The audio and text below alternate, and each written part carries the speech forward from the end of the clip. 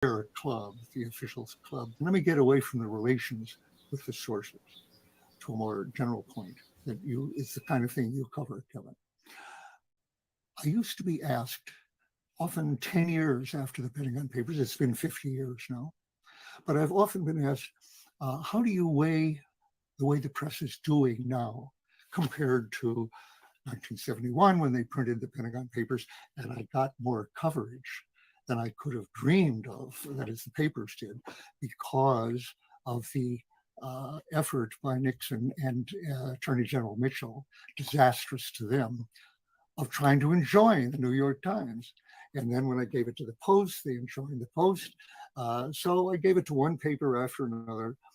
A friend of mine, Gar Alperovitz, who didn't want to be known as a source until recently, wonderful historian and scholar, but he was very involved in this process with me for other reasons, personal reasons.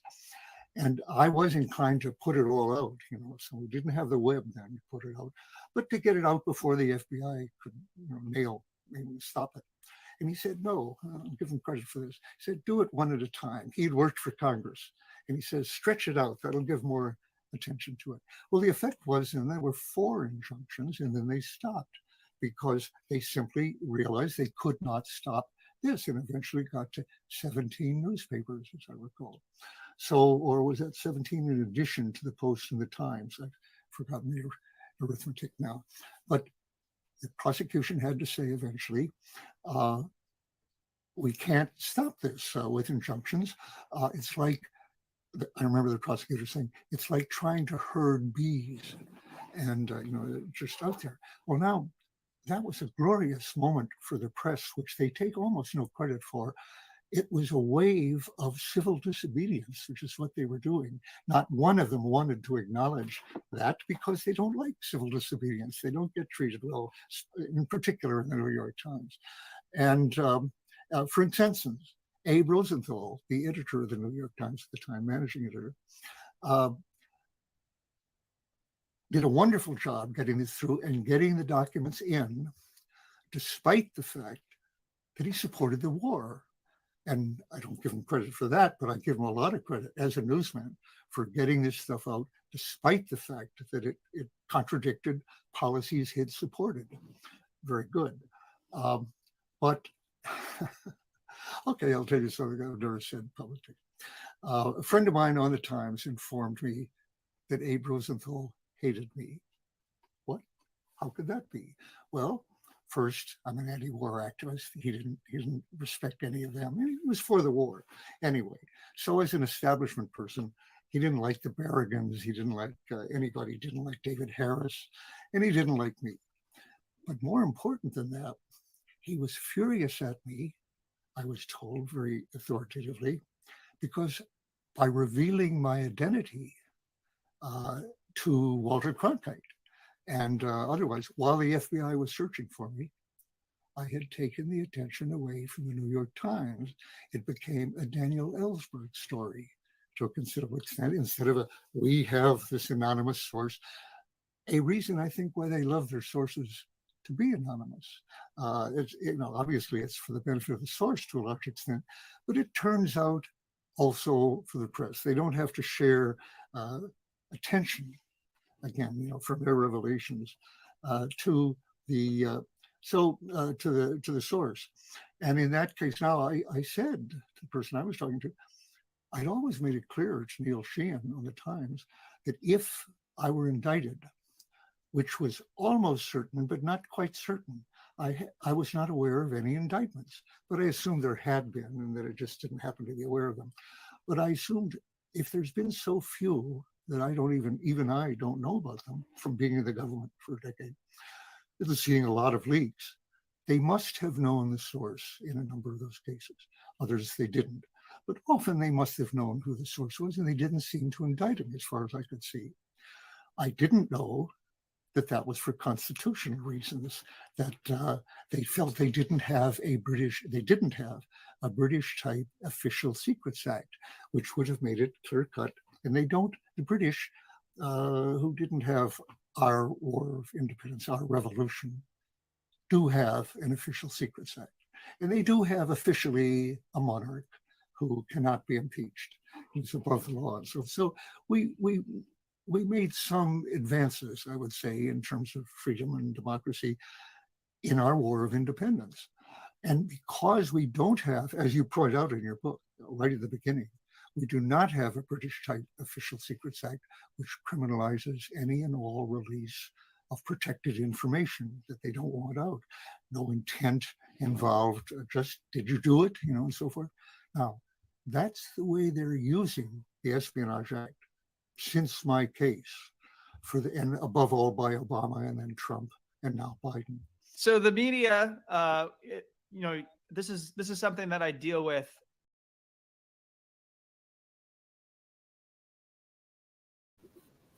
Hello, everyone. I'm Kevin Gosztola. I'm the curator of the Dissenter Newsletter, but today I'm joining you. And let me just make sure that I have everything set here so that you can all technically hear me. All right, it looks good. I am here to pay tribute to Daniel Ellsberg, whistleblower and peace activist, someone who was a giant of a man, someone who I was privileged and I had the honor to know and interact with on several occasions. I put something together for my Dissenter Newsletter, which I'll go ahead and put the banner up here for that, just so that you can find it if you would like. I put together a looks like I'm having some internet issues because, of course, when we try to do something very nice for someone who has made an impact on our lives, technology has to get in the way. Let me pause for a moment here and just see if I can get things to work a little bit better. All right, looks to be a little better. Yeah, so I put together something, a reflection for the newsletter that I do, and Dan was a subscriber of the Dissenter Newsletter and regularly read my coverage of whistleblowers. And I was very young when I first met Dan, and I'll share some more about that. But first, I want to begin with reading what his son wrote. He wrote, a father's legacy to his son and his country. Once dubbed the most dangerous man in America, Daniel Ellsberg was no ordinary father. This comes from Robert. And then he co-wrote it with Chris Zimmerman. On June 13th, 1971, the New York Times published the first installment of a set of highly classified documents that changed the course of American history, secretly copied by a military analyst named Daniel Ellsberg. They electrified readers with their revelations of how Washington had snookered Congress and the public into supporting the Vietnam War with billions of dollars and tens of thousands of lives. In the immediate aftermath, Ellsberg was arrested and charged under the Espionage Act. 2 years later, however, the government's proceedings against him fell apart and all charges were dismissed. Fast forward a half century, and the story of the Pentagon Papers, as they became known, is familiar to anyone who has sat through a high school history or civics class. As for the man at its center, he spent the next 50 years resisting the powers that be as an anti-war activist and public intellectual. Diagnosed with inoperable pancreatic cancer in February of this year, Ellsberg died on June 16th. He was 92. Still, he was active as late as May, speaking with Politico about the dark history of American imperialism, the human cost of U.S. military interventions abroad, the ever-present danger of nuclear warfare, and the insanity, not to mention immorality, of threatening mass murder in the name of democracy or national security. In the spirit of Father's Day this weekend in the United States, and in honor of a remarkable man who impacted not only his children, but an entire nation, the Plow's Chris Zimmerman spoke with Daniel Ellsberg's son, Robert Ellsberg, the author, editor, and publisher of Orbis Books. So This is an interview, and I'll just read some of the parts so people can hear what it was like the last few months of Dan Ellsberg's life. Robert Ellsberg describes the first 3 months after he was diagnosed with inoperable cancer was actually a very happy time for him. As he said, just as he had always written better under a deadline, it turned out that he was able to, quote, live better under a deadline, end quote, with joy, gratitude, purpose. Perhaps there was a feeling of relief that the fate of the world no longer depended on his efforts. My brother actually said that he had never seen Dad so happy.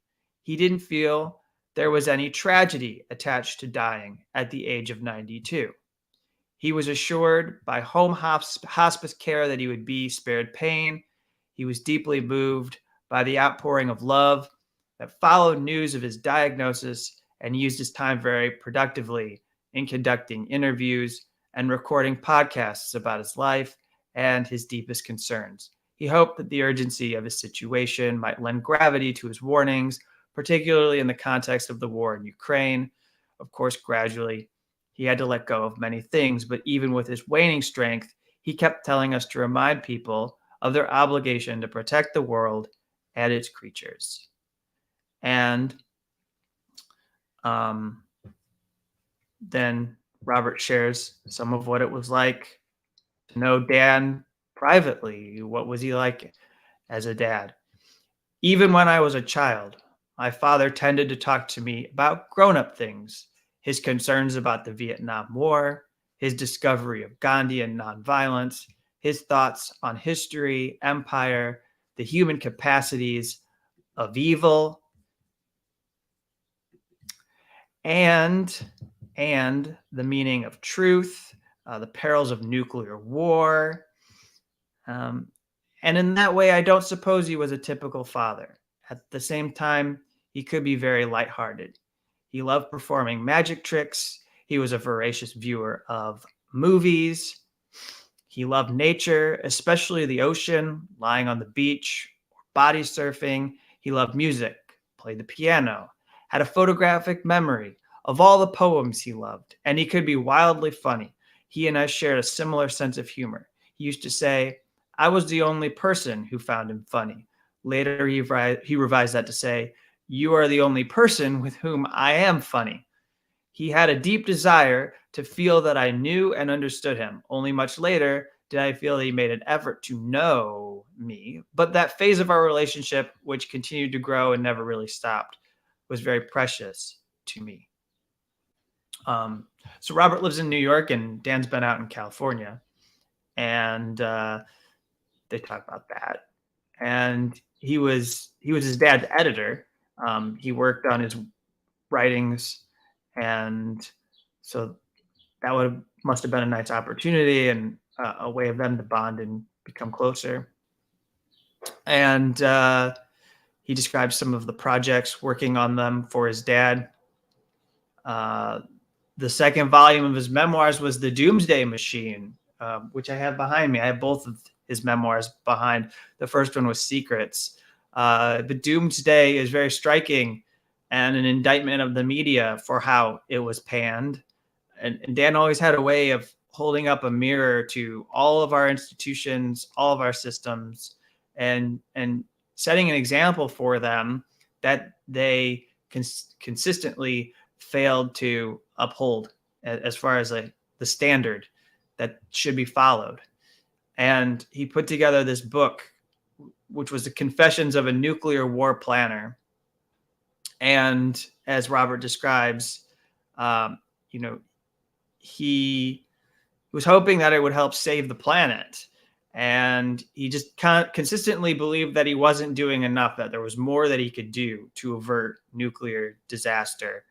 So this project was one that he put together in his 80s, at a moment when a lot of people might retire, or they might just be out there trying to go to as many banquets and different awards ceremonies and just to be showered with praise.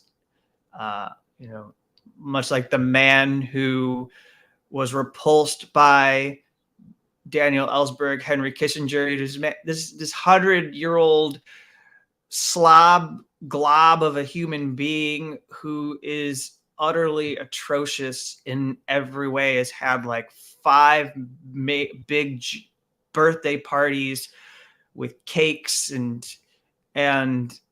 that wasn't Dan. Dan didn't need to be showered with admiration in that way, and would keep working and contributing. And he did through Confessions of a Nuclear War Planner.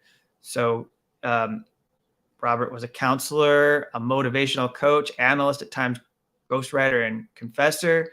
And he would work with his dad on this book and other books. And also Robert shares that after the 2016 election of Donald Trump, he was ready to quit. And he said to his son, "What's the point?" And Robert said, "Dad, everywhere in the world, people are waking up today and asking themselves, what can I do? You are incredibly lucky that you don't have to ask that question. You have a task of unique importance, which only you can do. Now is not the time to give up." Well, that seemed to motivate him, and he got moving. And he kept at it until we crossed the finish line together. And they put together this book, Doomsday, The Doomsday Machine. So this is really good reflection. It's over at The Plow. If you get a chance to go read the entire interview, you should go pull it up. It's over at plough.com, plow.com. And so that time period that his son is describing is one that I got to share in. And I'm really grateful that I got to see Dan living that moment where he was going around to different media in the final months of his life and speaking to them. I'm very glad that he went around and was willing to come to me. I was someone who he stopped at on his farewell media tour. And that will always be important to me. I really wish that the internet would work as I try to do this. But, here's the thing that's cool is if technology wants to get in the way of this, I can always come back and do it again, because that's how important Dan was to me. And that's how important it is for me that I do this and honor him, because, on the back of my book, the best endorsement that I have comes from Daniel Ellsberg. He wrote, "Kevin Gosztola is a rare journalist who understands the abominable threat that the case against Assange poses to press freedom. I rely on his indispensable reporting, not only to stay informed about Assange, but also to follow developments in the wider war on whistleblowers." And he meant that. I believe that he meant that. And so he did that for me. And when I asked him, just as he had learned that he had been diagnosed with pancreatic cancer, I asked him if he would help me launch my book in the first days of March. The book was released on March 7th. And I asked him, would you be willing to do an event with me so that I could use you and we'd have a conversation, and hopefully more people would be introduced to the book by way of us discussing many of the issues that are important.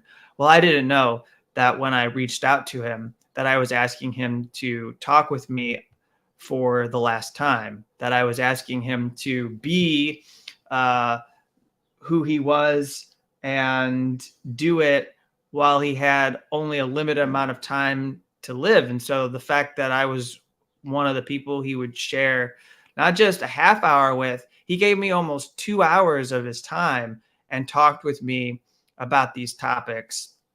And I write about it over at the Dissenter, just sharing what it was like. But first, as he had this life announcement that was going around informing colleagues and friends that he was no longer going to be on this planet, as he was coming to terms with it and giving them their opportunity to bid farewell. And there's several obituaries, there's several posts out there with people who have written articles, but some people already paid tribute to Dan back in March when they learned the news.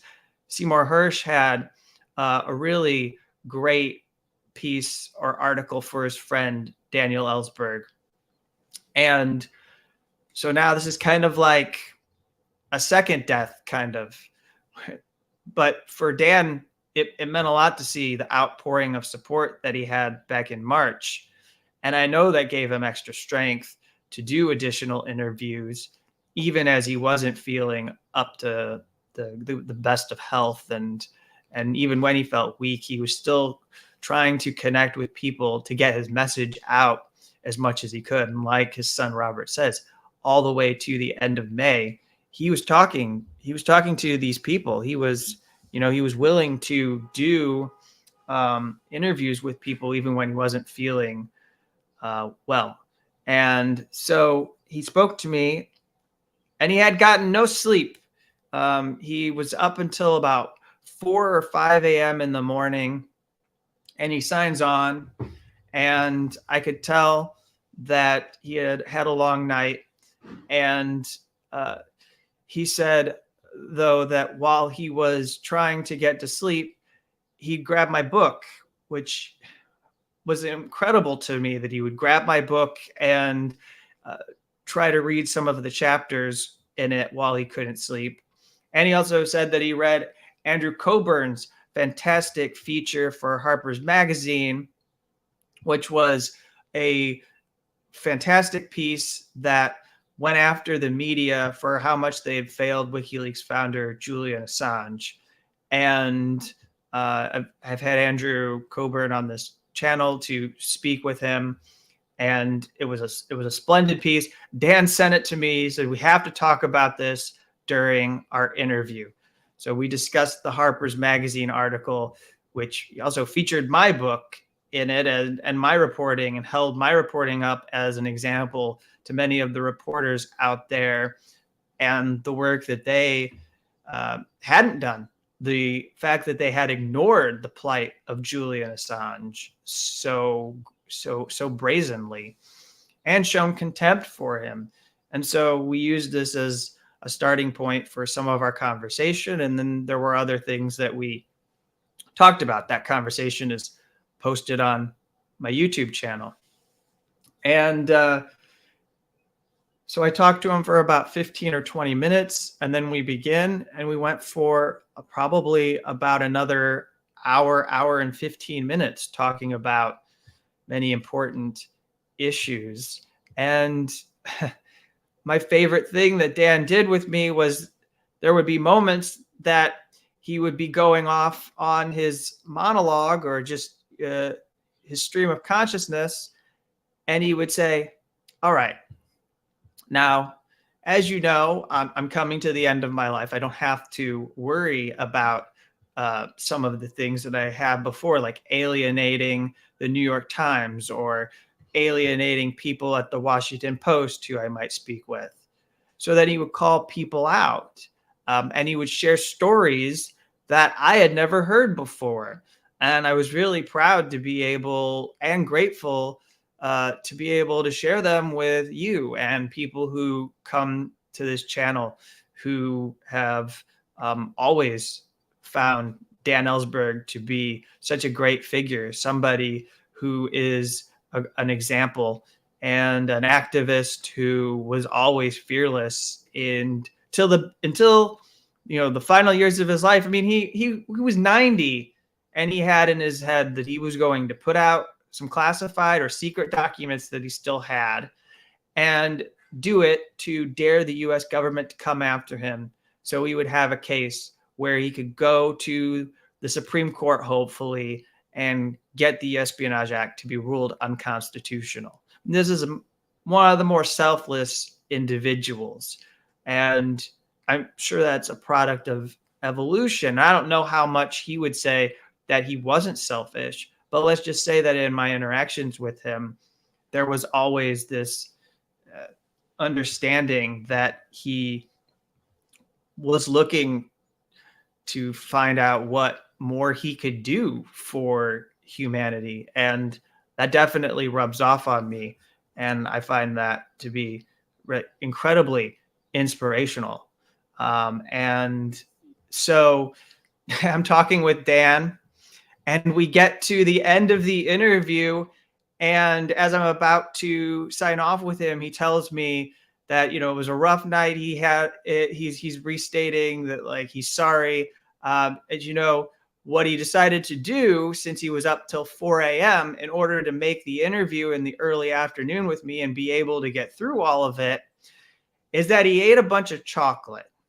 And I just had this picture of Dan devouring like a tray of chocolates so that he could do this interview with me. And honestly, sorry that the internet isn't better, but I believe you all can hear me, as I've had this problem before. And it's the image that'll be awful. It's the audio that will be just fine.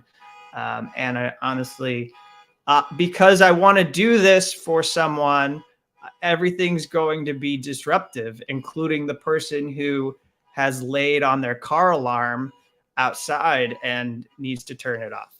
So anyways, I hear from Dan that he has eaten a bunch of chocolate, and that's how he managed to stay up. And then he lets me know that his wife, Patricia, never wants to see him this way, that she's just absolutely annoyed when Dan does this and loads up on a bunch of caffeine. And I mean, I could tell he was in rare form when I did the interview. There was just so much energy, and he breezed through so many topics, and it was very crisp. And there's your answer to anyone who's trying to defy the trappings of age. Get the chocolate and just power ahead with that, because it definitely worked for Dan Ellsberg, and it gave me an opportunity to do a fantastic book launch. And so I've got a little bit more to share about, again, when I want to weave in some comments from other people. It's not just about me. I'm not the only one who appreciates Dan. And there are many other people who are sharing what it was like to be with Daniel Ellsberg. And, I'm just here to forward and promote some of their own reflections, because I think what everyone has to share about Dan is great. When there's a person who leaves this planet who made an impact on all of us, I'm one of those people who takes the next 24 hours, weekend or week, and I really sit in and try to appreciate what that person's life was for everyone. Sometimes they're artists, sometimes cultural figures. They made movies. They put out a lot of music that made an impact. Or in the case of Dan, this is a peace activist. This is somebody who was a whistleblower. This is someone who reached out and was a mentor to all kinds of people who were going through hardships, who were going through times of trauma and suffering because the U.S. government was inflicting it against them, or because they had moral difficulties where they were trying to figure out, what can I do? I'd like to make some kind of an impact. I'd like to do something better for this world. But I'm having a struggle. I'm trying to figure out, is it worth the risk? Is it worth the risk to take certain actions? And so that was Daniel Ellsberg. That was Daniel Ellsberg would be the guy that you would call in your darkest moment, and you would ask him to be a kind of guiding light for you. And he would talk to those people. He would talk to people who needed help. And Daniel Hale, drone whistleblower in a communications management unit in Marion County, Illinois, being treated like a terrorist rather than somebody who was following in the footsteps, honoring and continuing the legacy of someone like Daniel Ellsberg. Daniel, share the same names, they would talk to each other. The limited time that Daniel Hale was given as somebody incarcerated in this unit, this highly restrictive unit, and you get very few phone calls, he would use one of his calls to talk with Dan Ellsberg.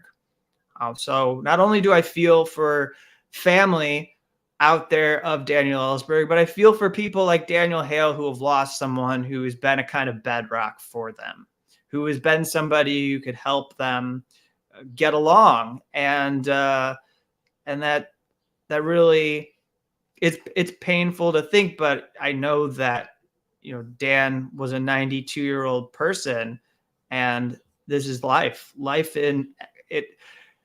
When you get to that point, it's supposed to come to an end unless you're some kind of like devilish figure like Henry Kissinger. So here's some others who have reflected. This is from CIA whistleblower John Kiriakou, someone who I am also pleased to call a friend and colleague. And he is somebody who shares that he is sorry to hear of the passing of my friend, mentor, and hero, Daniel Ellsberg. I was so blessed to know this giant of modern American history of transparency, truth, and human rights. We need more Americans like him. And I believe that John was someone who Dan helped when he needed it, when he was trying to figure out how to resolve his case, because under President Barack Obama, he was prosecuted under the Espionage Act. He was indicted on Espionage Act offenses, facing a lengthy amount of jail time. And I was actually at my boss, Jane Hampshire.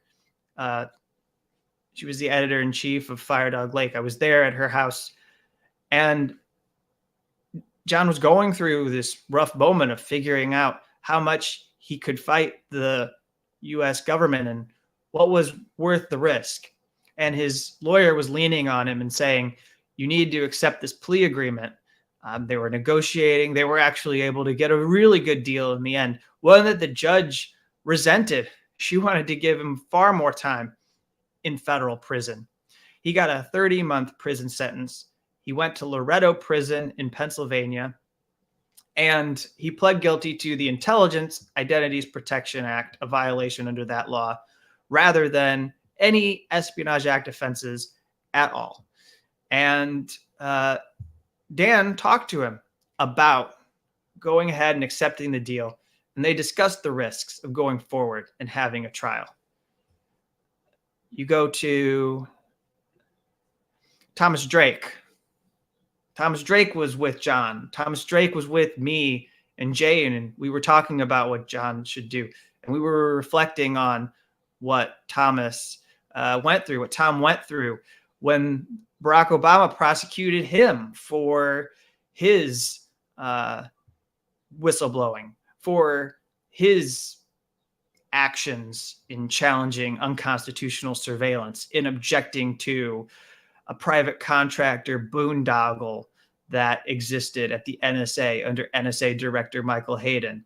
And I know Tom talked with Dan, and Dan gave him advice. And he says his passing is personally poignant for me as I listened live as a very young teenager to his public interest disclosures on bright and shining light of U.S. involvement in Vietnam and later anti-nuke activism. He forever remains my whistleblower father and friend. And for so many of us, Dan is a kind of whistleblower father and friend, somebody you could talk to or somebody you could call up and ask to help you with something. And he would be willing to, because he knew you were on the same wavelength as him. You were fighting the same struggle.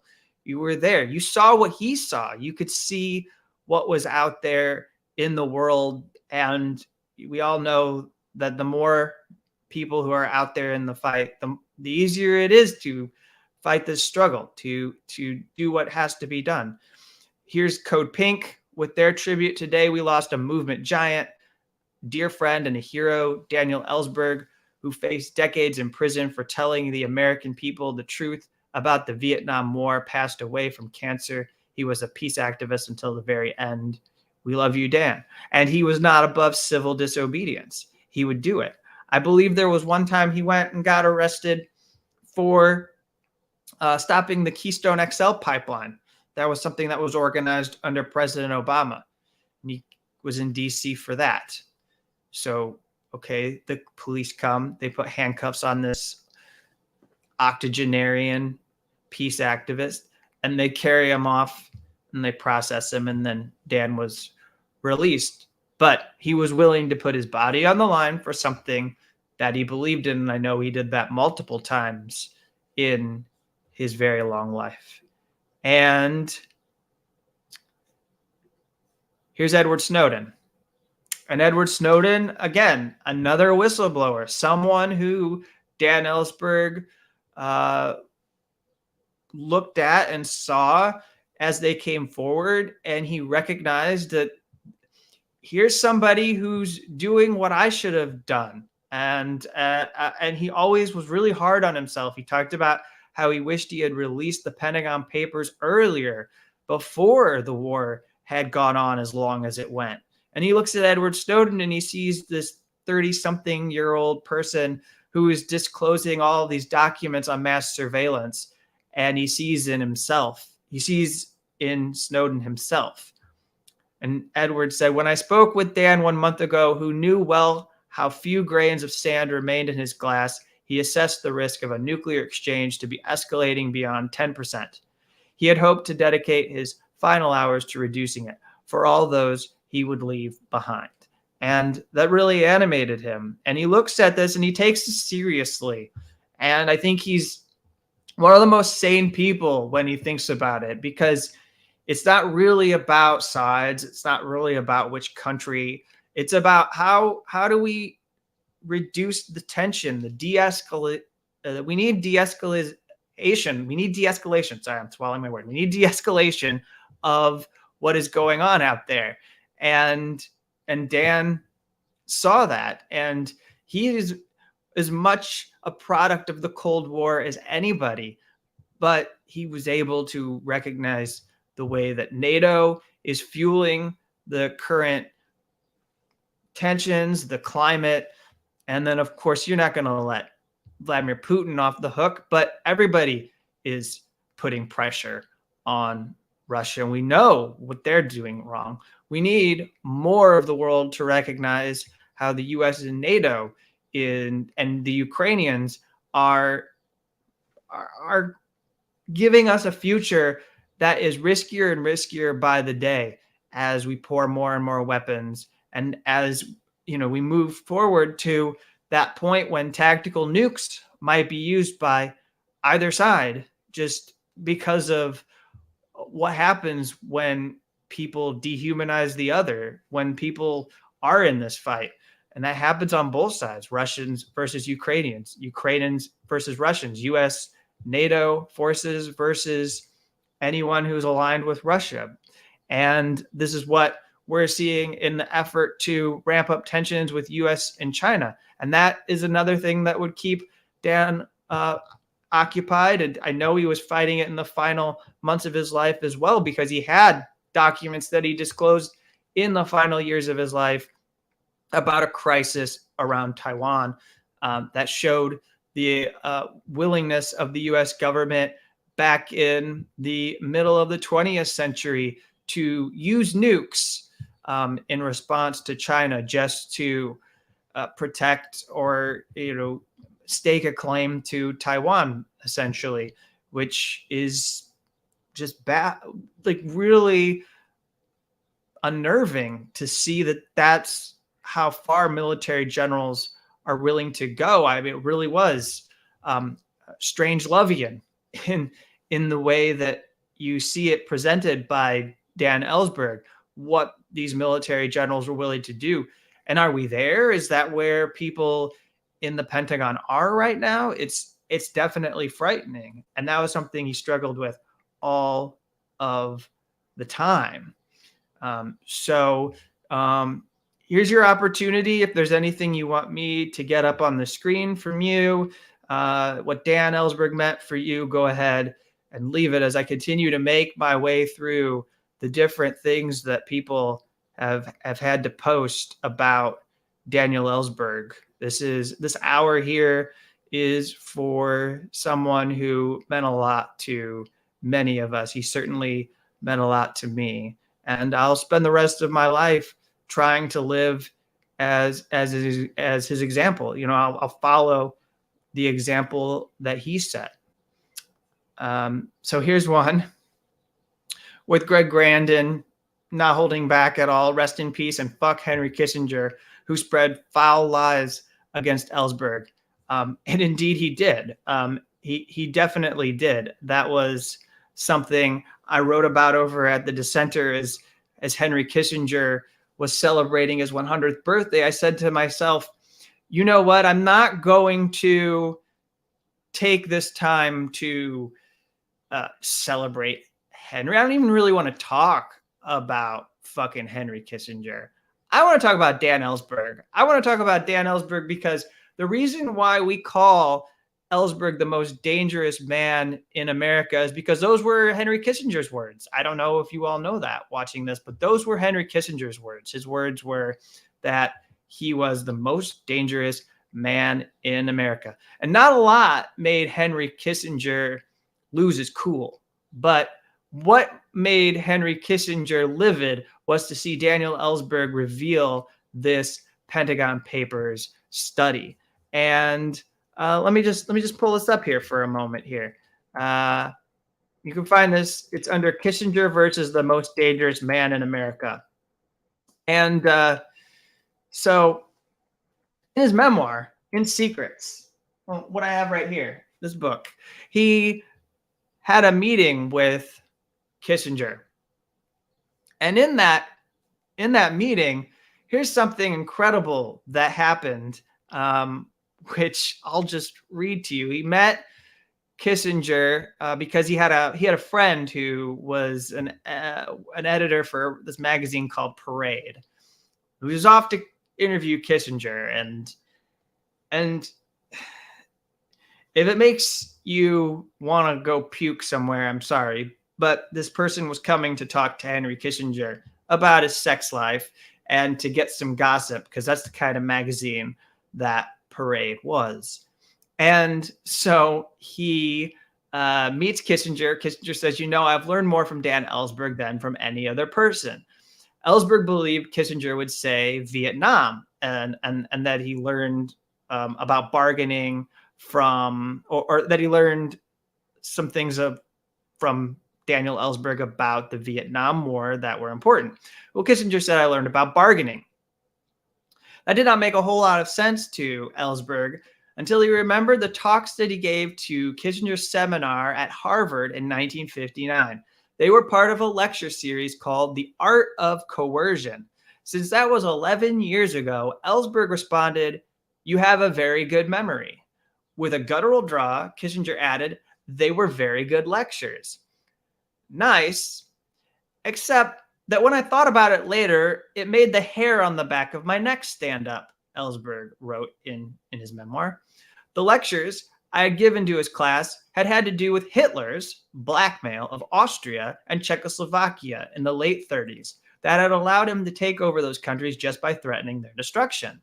One of the talks was titled, quote, Theory and Practice of Blackmail, and the other was, quote, The Political Use of Madness. Hitler had deliberately cultivated among his adversaries the impression of his own irrational unpredictability. Ellsberg continues, he couldn't be counted on not to carry out a threat to do something crazy and mutually destructive. It worked for him up to a point because he was crazy, madly aggressive, and reckless. But after a certain point, it brought the world down around him. It wasn't a tactic I was recommending for the United States or anyone else for that matter. Far from it.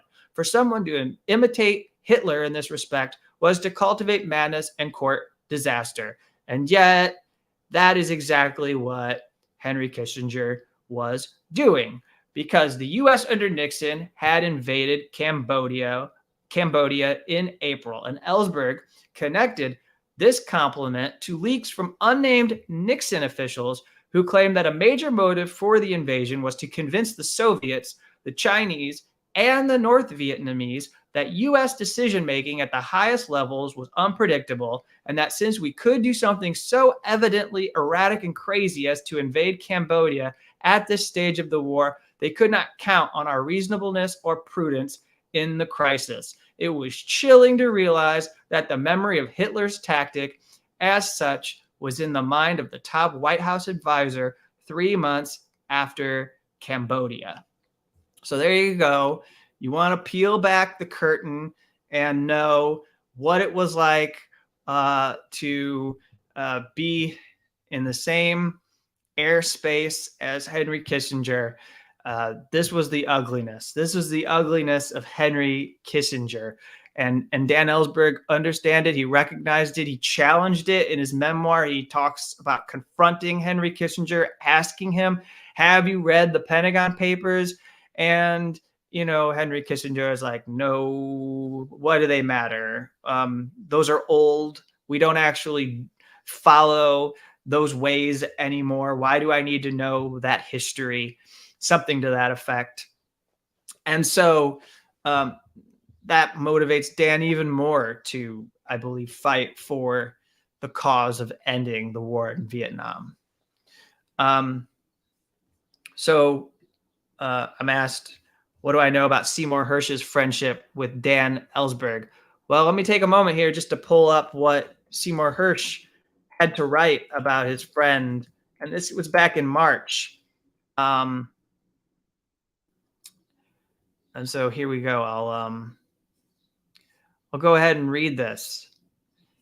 Some of this, not all of it. If you want to read it all, you can go find it at his Substack, which is pretty easy to find. But the headline for this is, well, you can find this at Jacobin too as well. Seymour Hersh on Daniel Ellsberg, the man who exposed the Pentagon Papers. He actually met with Dan last November over the Thanksgiving holiday. He describes, here's another moment in the final years of Dan's life. And Seymour Hersh shared it with us. He drove a few miles to visit Dan at his home in neighboring Kensington that he has shared for decades with his wife, Patricia. My intent was to yak with him for a few hours about our mutual obsession, Vietnam. More than 50 years later, he was still pondering the war as a whole. I was still trying to understand the My Lai massacre. I arrived at 10 a.m. We spoke without a break, no water, no coffee, no cookies, until my wife came to fetch me and to say hello and visit with Dan and Patricia.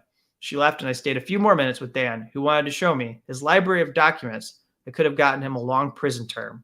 Sometime around 6 p.m., it was getting dark, and Dan walked me to my car, and we continued to chat about the war and what he knew. Oh, the things he knew, until I said I had to go and started the car. He then said, as he always did, I love you, Cy. Cy writes this really long reflection, similar to the style that I decided to use for my piece marking the death of Daniel Ellsberg. But he did this back in March. He says, I have no memory of who called whom, but I was then at the New York Times, and Dan had some inside information on White House horrors. This is 1972 in the summertime. And he wanted me to chase them down, stuff that had not been in the Pentagon Papers. I was planning to write about my friendship with Dan after he passed away, but last weekend my youngest son reminded me that he still had some of the magic trick materials that Dan had delighted him with in the mid-1980s when Dan was crashing with our family, as he often did when visiting Washington. Why not write about him now, he asked. Why not?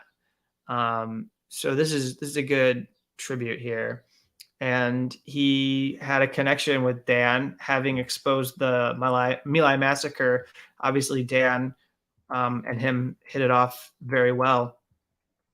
He says of Dan that he liked him right off the bat. Dan was so earnest, so bright, as handsome as a movie star, so full of the kind of inside information about the Vietnam War that few others had, and so willing to share them with no worry about the consequences. He understood that as a source of highly secret information and procedures, he was taking all the risks, and that as a reporter, I was going to write stories that would get acclaim and put me at no risk.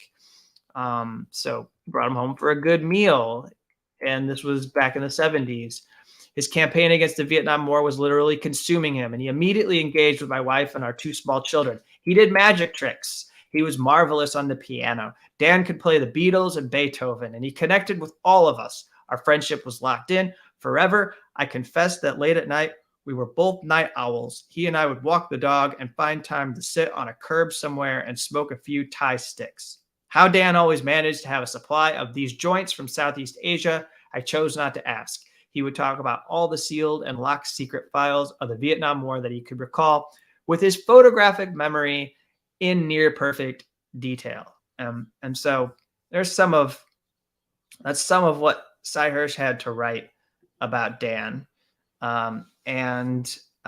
So let me do a few more here, and then I'm going to end this broadcast. The last 5 to 7 minutes is going to be a message. This is what Dan told me before he ended the interview, and this is sort of his message, I think, for all of us. And Dan's legacy continues after him. I know he hated that. He just absolutely hated the idea of a legacy. He said that much in one of his last interviews.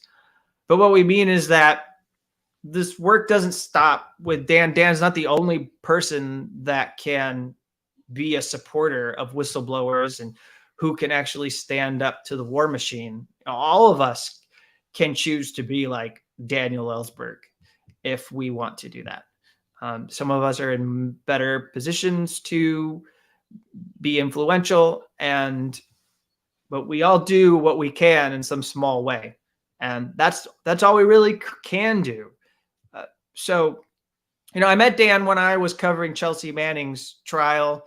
I met him at a pretrial hearing in 2011. He didn't even know me. And I was told by my boss, Jane Hampshire, that I had to bring Dan Ellsberg back to DC, that he needed a ride. I was like, okay. Which I really hope that I don't get in an accident on my way back from Fort Meade.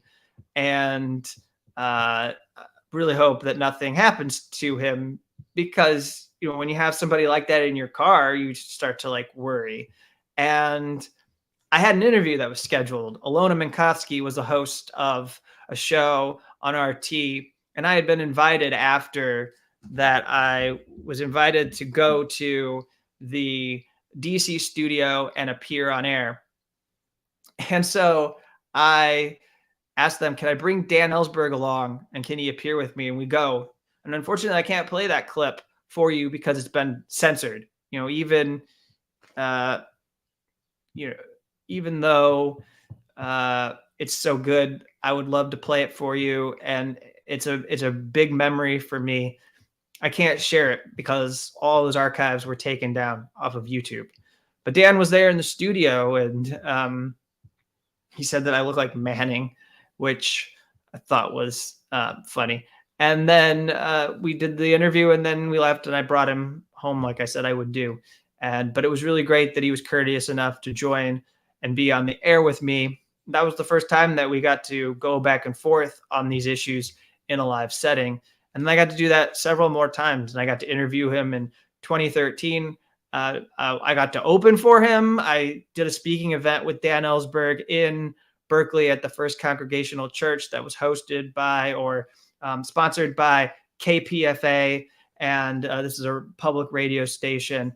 And I stood up, I gave a speech about Manning. And then after, Dan got up and he did about 45 minutes to an hour, just a sprawling examination, talking about several different whistleblower cases and just hammering away at the U.S. government and its war on whistleblowers and what it does to people who take a stand based on their moral conscience, decide to come forward and speak the truth like he did. And I went to his Berkeley home later that year in September. I got to go in and interview him in his house. And then he took me out back to his library. He showed me some of his papers. He gave me a copy of The Most Dangerous Man in America. I hadn't seen the film yet. And he gave me a DVD copy, which I was able to leave with. So Dan was just a remarkable human being. And here's the Freedom of the Press Foundation. This is what they write. Of course, Dan was on their board. And they're starting this position that will honor Dan in a fight against government secrecy. So this is from Freedom of the Press Foundation. We are heartbroken to learn that our dear friend Dan Ellsberg, world-renowned whistleblower and Freedom of the Press Foundation co-founder, has passed away.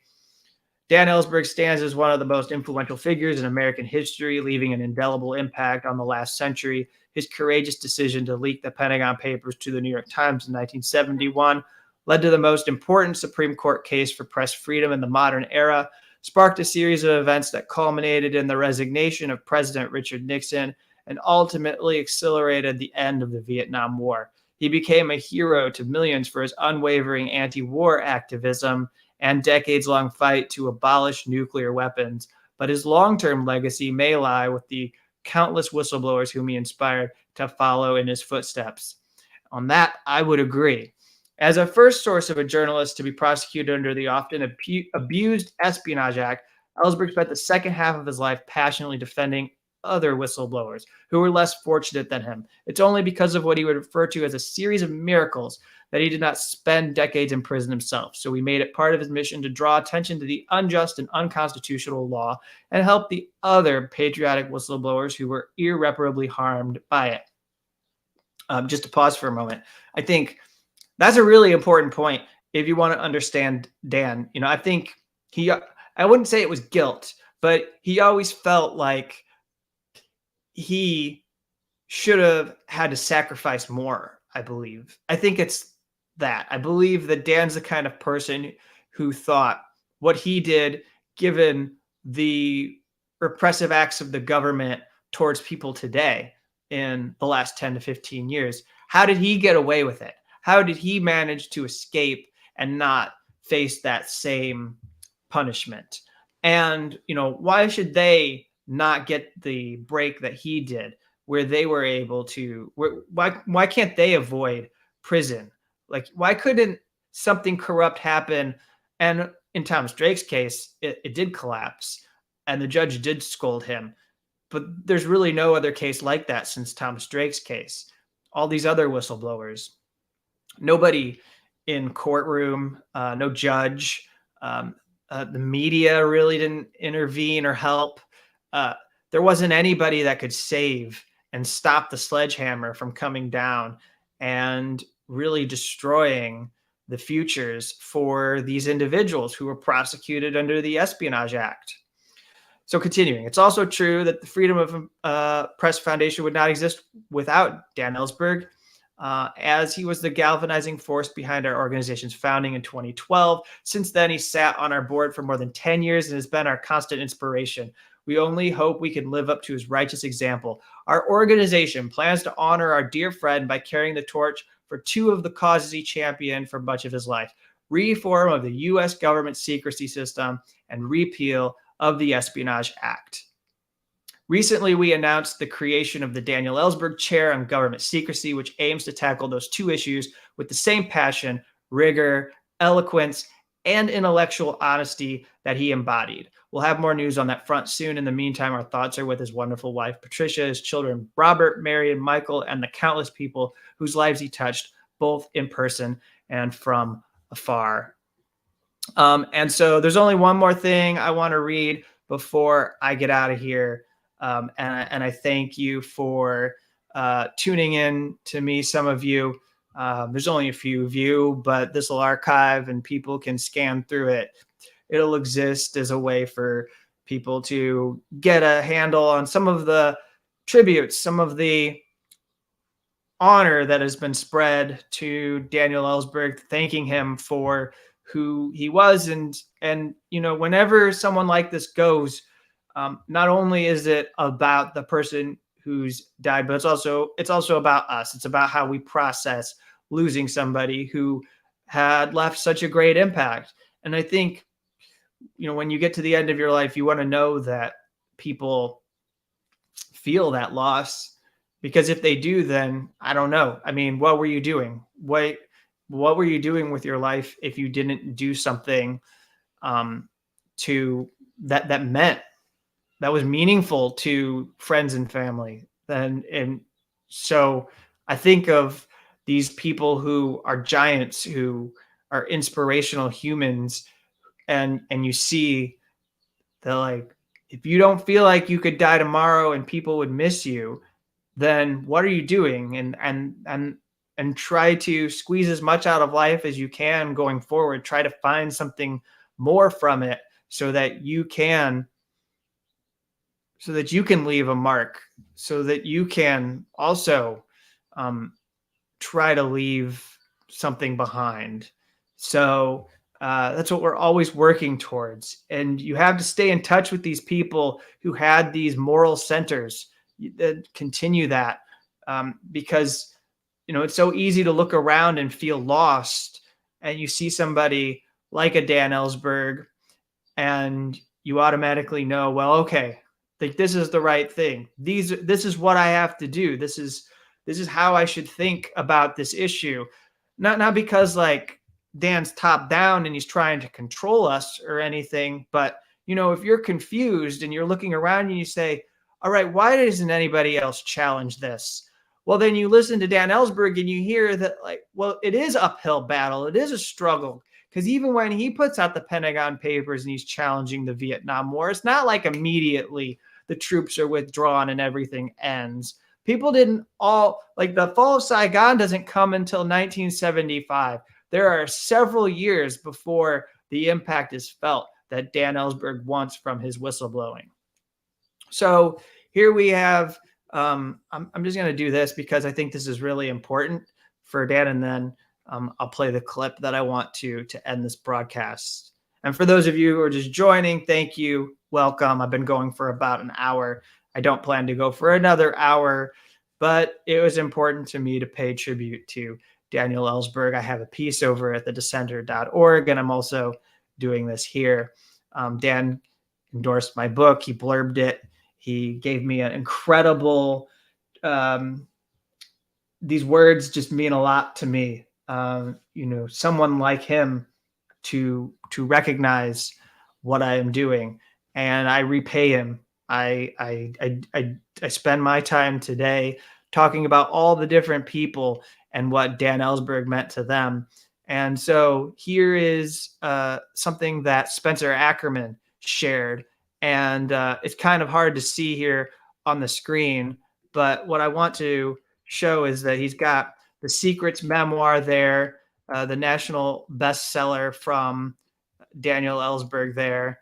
And he writes that one of the greatest and most honest memoirs of someone involved in a foreign policy atrocity is Secrets by Daniel Ellsberg. He will be remembered for the Pentagon Papers above all else, but spare a moment for how Ellsberg describes feelings of complicity washing over him. So let's do that. You're not going to be able to see it, but I can see it. So let me share this with you, and let's see what Spencer is asking us to reflect on in this moment. I'm just going to lean forward here so I can read the words on this page. He goes, at that moment, he brought me out of my reverie by saying something with a catch in his voice. He had just said, yesterday, our friend Bob went to jail. He had to pause for a moment. He cleared his throat. Evidently, he had tears in his eyes. He smiled and said, this is getting to be like a wedding we had a month ago when Jane and I were married on the beach in San Francisco, because I always cry a lot. After a moment, he went on in a steady voice. Last month, David Hersh went to jail. Our friends, Warren and John and Terry and many others, are already in jail, and I'm really not as sad about that as it may seem. There's something really beautiful about it. I'm very excited that I'll be invited to join them very soon. Again, he had to pause, and I think this is Randy Keller.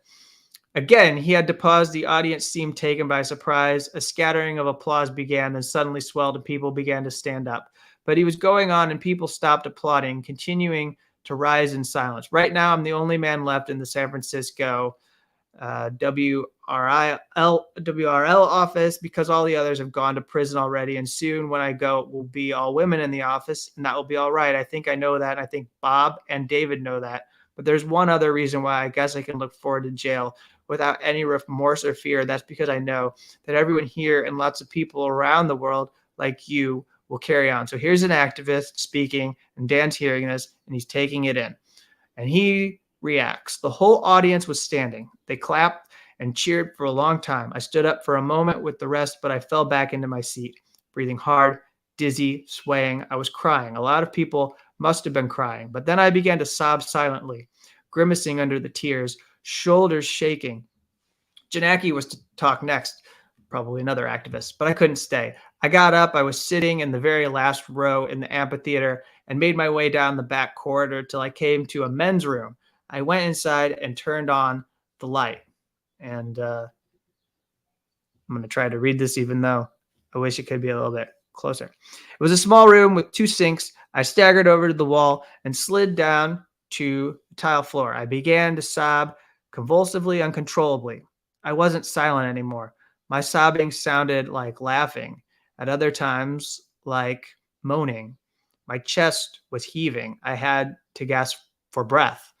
I sat there alone for more than an hour without getting up, my head sometimes tilted back against the wall, sometimes in my hands, without stopping to shake from my sobbing. I had never cried like this before, except more briefly, when I learned that Bobby Kennedy was dead.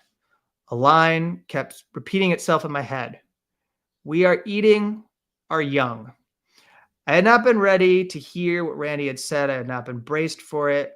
When he mentioned his friends who were in prison and remarked that he would soon be joining them, it had taken me several moments to grasp what he had just said, that it was though an axe had split my head and my heart broke open.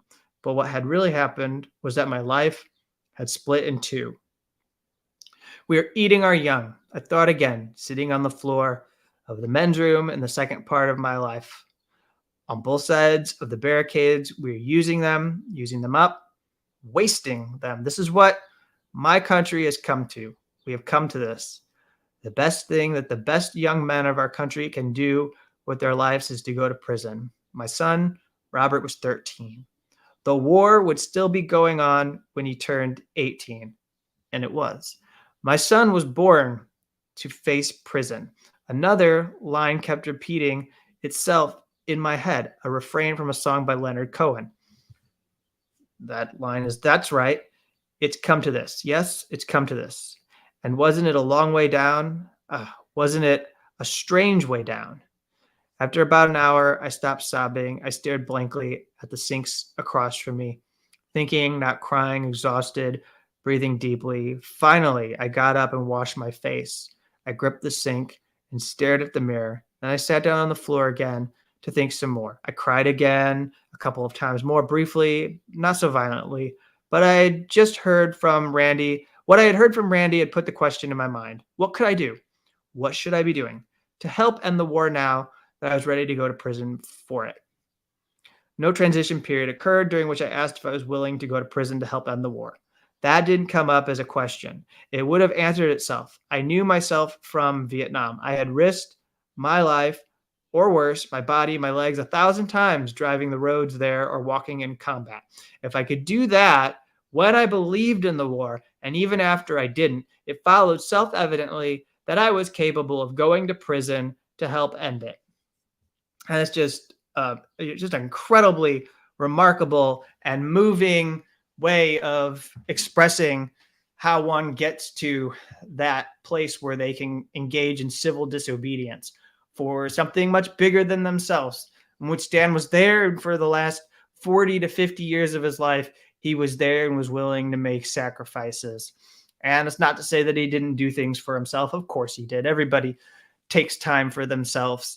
I mean, he had his vacations, he had his family, he had things that brought him his own, enlivened his spirit, but he was always willing to give to others. And I think that's really what powered Dan Ellsberg.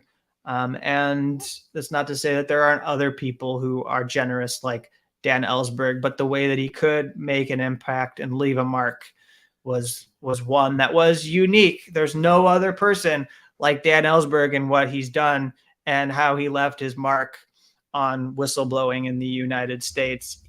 We talk about GOATs. We talk about people who are the greatest of all time in the sports worlds. You hear that phrase a lot. In whistleblowing, there's the GOAT. The GOAT is Dan Ellsberg, the greatest of all time. There are no other better figures than Dan when it comes to whistleblowing in the United States. Just in what he was willing to do at a time when people didn't have a language to even understand what Dan was doing. Look at the cynicism of the era. They broke into his psychiatrist's office. The White House plumbers, Richard Nixon, decided we have to destroy him. We have to destroy Daniel Ellsberg, much like they talked about having to destroy Julian Assange. Well, that was about half century ago. They were coming for Daniel Ellsberg. So I want to end here. I'm not going to say anything after this. This will be the last that you hear from me. So if you're still here, I've got some of you with me. Make sure you subscribe to this channel. You'll get updates in the future.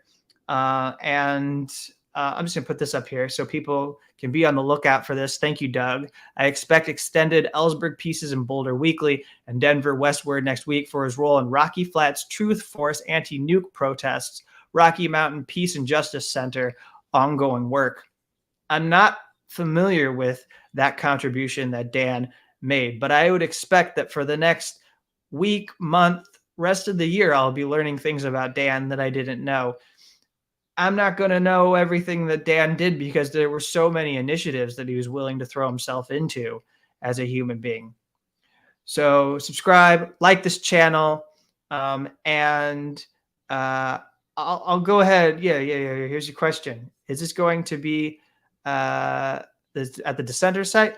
Yeah, sure. I'll go ahead and share it with people. I'll go ahead and post this longer thing. I'll send it out tomorrow for everyone.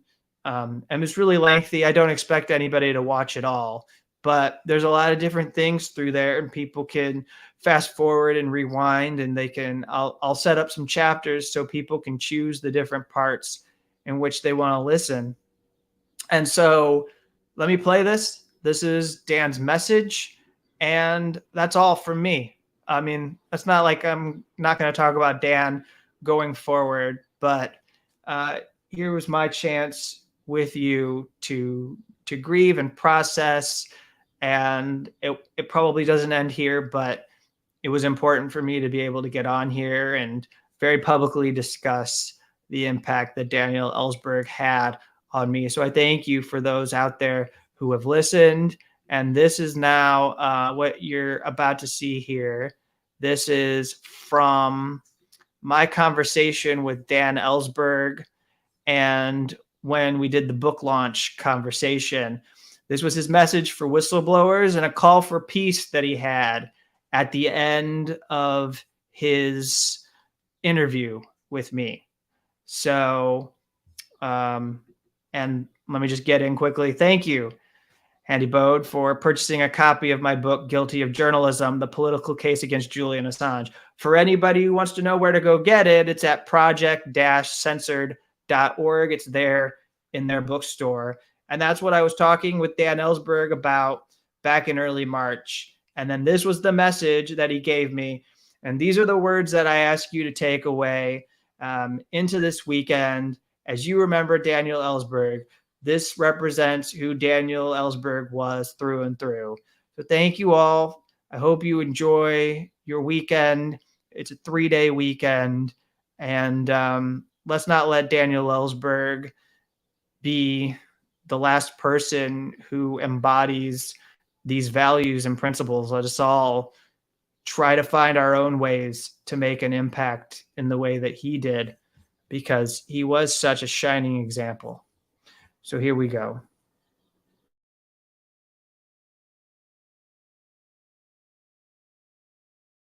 So people who object to this policy can say you should not be threatening or preparing to blow the world up. That's a shorthand for it. Doesn't kill everybody, actually, but 90 to 98%, yes, from the smoke in the stratosphere that shuts out the sunlight and destroys all the harvests. So no nation in the world should accept that without utmost condemnation and resistance. And if anyone, as I've said before in other occasions, any American I'll speak to, but this is just as true. in every other country, some of which is, the dangers of doing what I'm saying are much greater. Anybody who knows that the public in the world is being lied to by their officials, or that preparations are being made that may well be carried out to cause nuclear winter or to initiate nuclear war.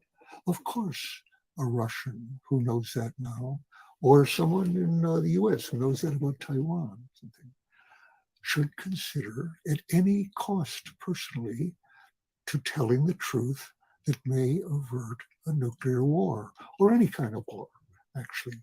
I can't say they should individually do it, but if they think they should consider doing what I wish I had done earlier in 1964 or 61, when I had top secret information with access to it that could have averted the Vietnam War.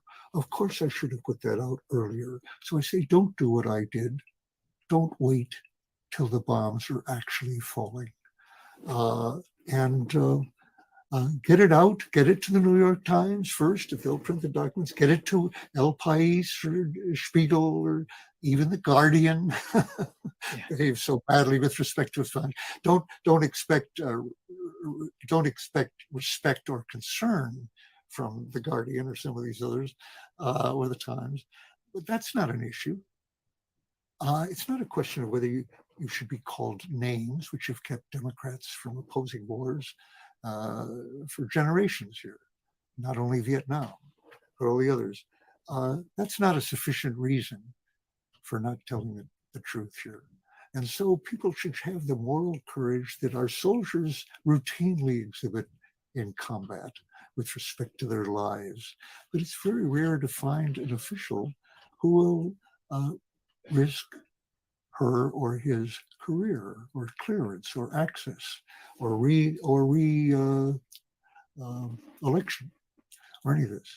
Well, unless there is more moral courage, come back, in the press and in Congress and in military than we've seen in the past, I don't think we'll survive the consequences of climate change or avoiding nuclear war. So everything depends on it. Is even a small chance, which is all I faced, frankly, or said Snowden, a small chance of affecting, this ripping apart of the Constitution in Snowden's case, or of ending a war and avoiding a war's worth of lives at stake. Of course, it's worth any personal cost to consider and to do it, actually. You're willing to do it. And it is, we have only a small chance, but everything is at stake. It's worth pursuing it.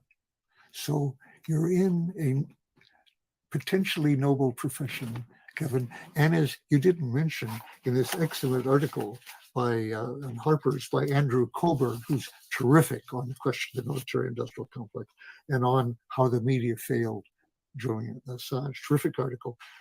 You naturally didn't mention you were the single investigative journalist who is singled out by name in your book and in your reporting for having covered this properly and courageously and meticulously. And so I give you that tribute too, just as Andrew does. And I think others will avail themselves of your information in your book.